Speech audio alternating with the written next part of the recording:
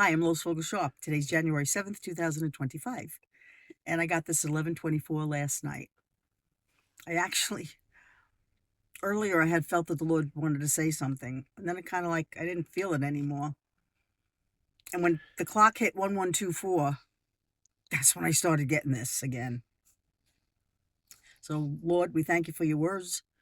Help us to deal with this life and the things we have to go through on this earth, which can be very trying at times.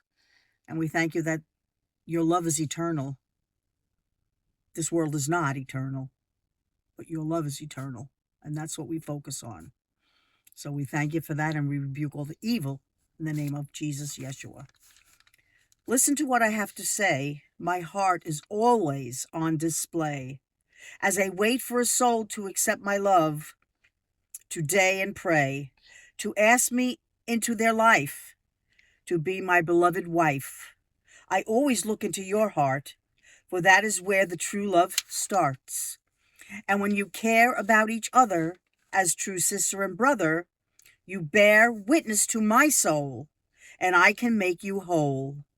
The world can be evil and lonely, but I will never walk away and allow you to be alone, for we are one and will be together for eternity, sharing one heart, one mind, and one soul. For my love will be known.